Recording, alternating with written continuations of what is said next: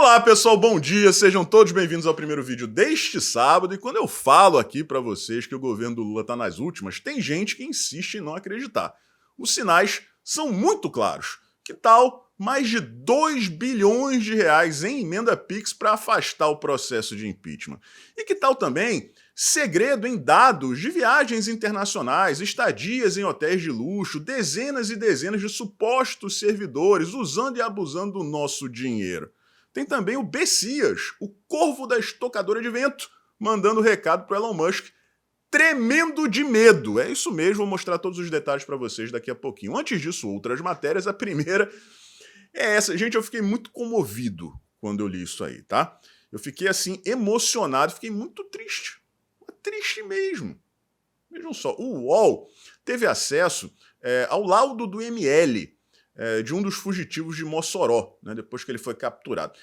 E, pessoal, o cara tinha apanhado. O cara tinha marcas ali de violência. As marquinhas roxas no corpo, né, no cucuruto. E aí você fica pensando, era necessário? Era necessário? O cara só fugiu de uma prisão de segurança máxima, prisão federal, primeira vez que isso aconteceu na história deste país. 51 dias fugindo, uma boa ideia, em homenagem ao presidente, né? 6 milhões de reais gastos nessa brincadeira. Saiu do Rio Grande do Norte, foi bater no Pará.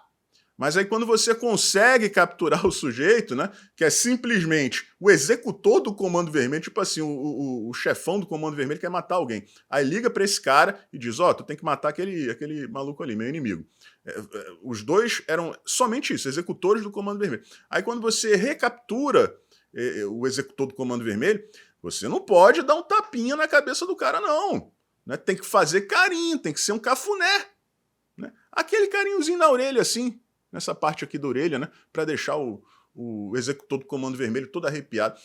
Dá também um café reforçado, né, porque, pô, 51 dias fugindo, o cara deve estar exausto, deve estar precisando ali de sustância. Casaquinho, de repente ele tá com frio, se bem que Pará é quente pra caramba, né. Enfim, eu tô muito decepcionado aqui, né, com a atuação dos policiais, só que não, tem que tratar com carinho.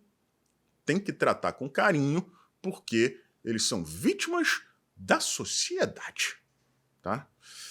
Eu me atrasei aqui mais de uma hora para gravar esse vídeo porque eu tava chorando, pessoal, eu tava aos prantos. Tô até desidratado aqui. Silvio Almeida, ministro dos Direitos Humanos. Vejam só que situação bizarra. Bizarra! O ministro dos Direitos Humanos vai dar aula de capitalismo e racismo para o MST. É um ministro de Estado que outro dia estava dizendo que tinha que eliminar os fascistas. Concordo contigo, Silvio Almeida, tem que eliminar mesmo, né? Os fascistas, não os teus opositores, porque para a esquerda é tudo muito simples, é tudo basicão demais. Opositor de esquerdista é fascista. E qualquer coisa que o fascista faça é uma ameaça ou um ataque à democracia. Pronto. Cabeça do esquerdista é muito fácil de entender. Né? Ele estava dizendo, tem que eliminar os fascistas, tem que eliminar os opositores do desgoverno. Né? Aí o ministro de Estado vai dar aula sobre capitalismo, um comunista vai dar aula sobre capitalismo em acampamento de movimento terrorista. Movimento que vive de fazer invasão ilegal, criminosa. Foi nisso que o Brasil foi transformado. Tá? Tomás Ribeiro Paiva, né, o comandante do Exército, também conhecido como Tomás Rico do que nunca, depois que recebeu aquela grana preta quando assumiu o cargo. Né? Outro dia estava lá no Congresso, foi... Gente, ele foi... eu não sei nem... Não tem nem verbo para classificar aquilo ali. Ele foi humilhado. Ele foi humilhado pelo Van Hatten. Ele não sabia o que falar. Tentava dar uma lacrada, ele nervoso, começou a suar frio, aquele sorrisinho, né? A gente sabe, como dizia o professor Olavo, sorrisinho no canto da boca é argumento de quê? Né? Daquilo. Ele saiu de lá rastejando. Né? Agora estava participando lá do evento de aniversário do Exército. Que vergonha, ainda bem que meu avô, tadinho, gostaria muito que ele estivesse vivo ainda, né? Estaria com mais de 100 anos. Mas eu não queria que ele visse o exército nessa situação, não. Tá? Não queria mesmo. Ele estava lá participando e disse que o exército tem compromisso com os mais altos valores democráticos, né? A cerimônia lá do Tomás Ribeiro Paiva. Você é uma figura patética. A tua ideia, né, como general raso ali, você era escanteado, ninguém queria saber de você. Né? Você estava lá embaixo na prateleira. Você viu uma oportunidade de se tornar, vejam só como você é alienado, né? Você não deve ter espelho em casa, né? não deve ter consciência. Você achou que se tornaria uma figura carismática dentro das Forças Armadas e lideraria uma nova era da Marinha, do Exército e da Aeronáutica, em especial do Exército, né? do qual você é comandante. Tem foto do Tomás Ribeiro, pessoal, tentando conquistar, né, os cadetes, né, correndo com soldado, participando de algumas ações ali. Só que você vê na cara de todo mundo ao redor aquele desprezo, sabe? Aquela falta de respeito, não tem comando nenhum. Ele não tem moral e não tem carisma. É um cara que vendeu o exército pro Lula. Ele vendeu o exército pro Lula. Você não tem compromisso nenhum com nada que tem a ver com democracia. É aquilo que eu acabei de falar, né? Esquerdista lança democracia em tudo. Tudo é ameaça ou ataque à democracia. Quando eles não conseguem justificar. Então, se você... você não precisa ser o Doutor Estranho para fazer mágica, não. Tá? Basta, toda vez que você vê um esquerdista usando a palavra democracia, você substituir essa palavra por ditadura. Aí você vai ver a mágica acontecer. Tá? Então, todos nós podemos ser o Doutor Estranho. Tá? Bessias, Jorge Messias, né? Atual AGU. Caso o Xandão caia, quem entra no lugar do Xandão, se depender do Lula, é o Bessias. Tá? Quem não se lembra do Bessias é o Corvo da Estocadora de Vento. Né, aquele áudio que a Lava Jato divulgou. Leva o documento, Bessias, leva o documento para o Lula, né, para ele virar ministro da Casa Civil e não ser preso. Esse é o nível do Bessias. Aí ele falou para o Elon Musk que no Brasil a lei será respeitada com rigor. Bessias, no dia que tu fizer isso aí, no dia que essa tua promessa for cumprida, eu vou soltar fogos de artifício. No dia que a lei for cumprida no Brasil, tu cai no dia seguinte. Porque o teu governo cai. A esquerda nunca mais ocupa um cargo público. A esquerda vai parar toda na cadeia, Bessias, se a lei for cumprida a rigor. É o sonho de todo conservador. A lei sendo cumprida. Por mais capenga que seja, por exemplo, nosso Código Penal, se cumprir o que está ali, no momento já está bom demais. É uma grande conquista. Então, por favor, Jorge Bessias, né, o motoboy da Dilma, cumpra com a sua palavra. Alô? Alô? Lula, deixa eu te falar uma querida. coisa. Seguinte, eu tô mandando o Bessias junto com o papel pra gente ter ele e só usa em caso de necessidade, que é o termo de posse. Tá? Tá bom, tá bom. Só isso, você espera aí que ele tá indo aí. Tá bom, tô aqui, fica aguardando. Tá? Tá bom. Tchau.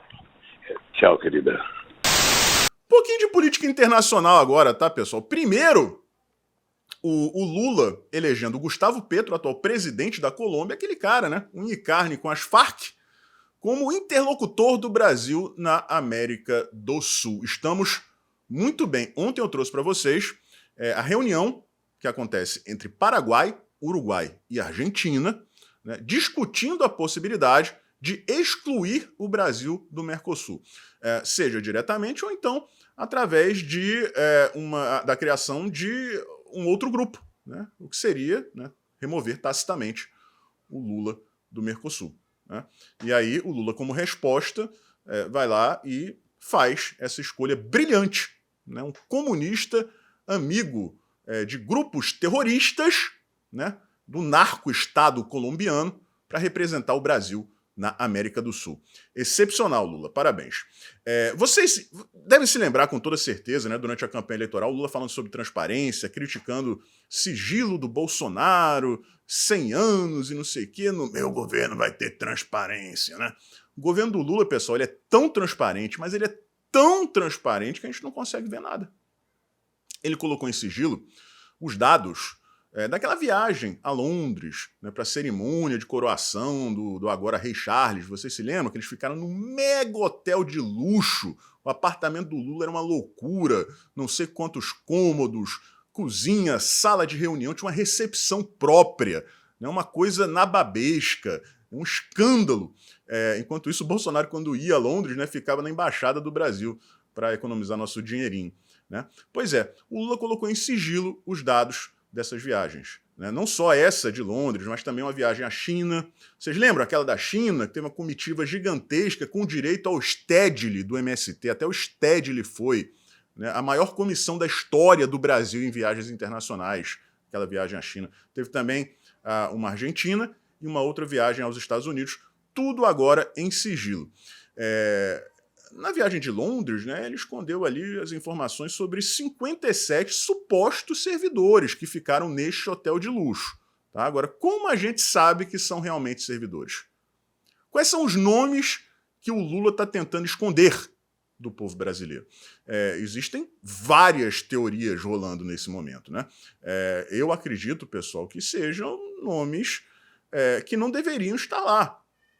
Né? Se você vai lá e coloca, por exemplo, a segurança do Lula, né, seja da Polícia Federal, algum militar, alguém da ABIN ali, não tem problema. Assessoria direta do Lula também não tem problema. O problema é o hotel, tá? Mas legalmente falando não teria problema. Agora, se existem nomes ali que não deveriam estar, nós não deveríamos estar bancando hospedagem, hotel de luxo para determinadas pessoas, né, aí a coisa está errada, né, e poderia dar um grande problema aí para o desgoverno. Mas, como eu falei, é tudo tão transparente que a gente não consegue ver. Né? E vocês não vão ver críticas por parte da Rede Globo. Não vão falar nada, não vão nem noticiar. Se falarem alguma coisa, é simplesmente passando a notícia. Se fosse o Bolsonaro, meu camarada, bota mês aí com narrativa em cima disso aí. Tá? Agora vamos lá, vamos à parte mais importante desse vídeo, pessoal, porque é o seguinte, no momento em que o Lula está mais pressionado, né, medo, como eu trouxe para vocês, interno realmente do PT e do governo, aliados próximos do Lula de um processo de impeachment, ele vai lá e libera 2 bilhões e 400 milhões de reais em emenda PIX para o Congresso. O Lula não tem um fiapo de governabilidade. Ele não consegue fazer nada no Congresso, senão comprando deputados e senadores. A gente está em ano eleitoral. Como funcionam essas emendas?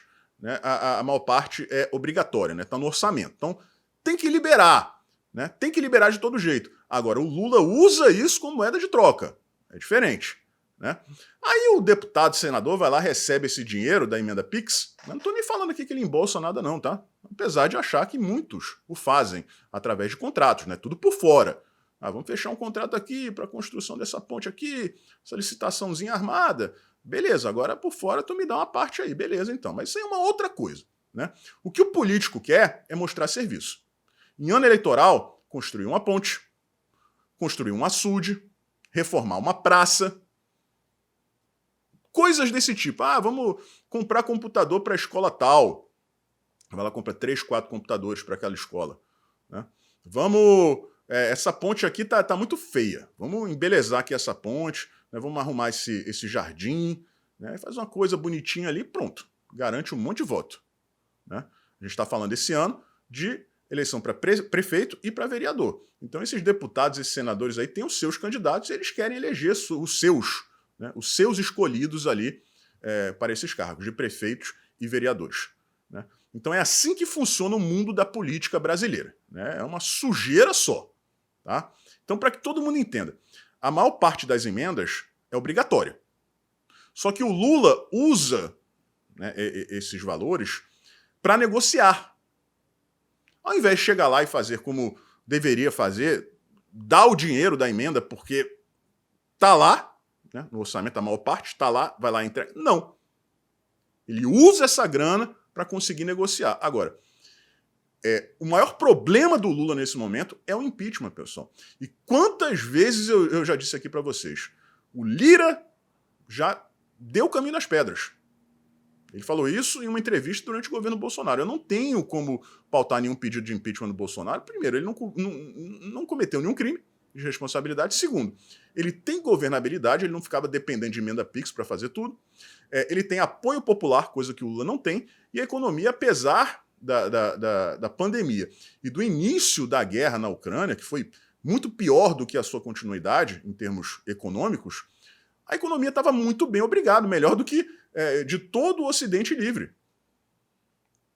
Então não tinha o cenário ali ideal, os ingredientes para um processo de impeachment. O Lula não pode falar isso. Essa compra de pautas através de emenda PIX é a prova de que ele não tem governabilidade. Apoio popular ele não tem, o Lula não coloca ninguém na rua. Ninguém. As redes sociais do Lula, comparadas com a do Bolsonaro, são uma vergonha. Uma vergonha absoluta.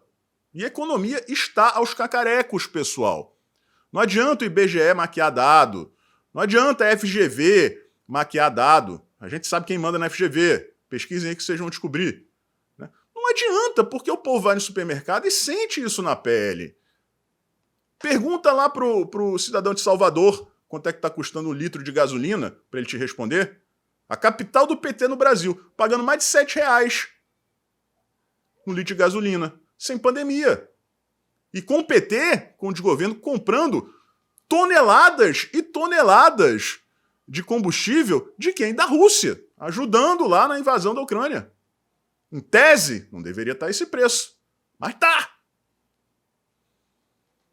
Então, a queda do Lula, galera, a queda do Lula não é um sonho, é uma realidade.